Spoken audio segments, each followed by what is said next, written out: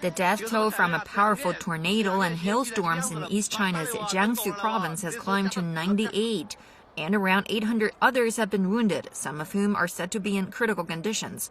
On Thursday, the tornado and storm struck a densely populated area near Yanchang City, about 800 kilometers south of Beijing.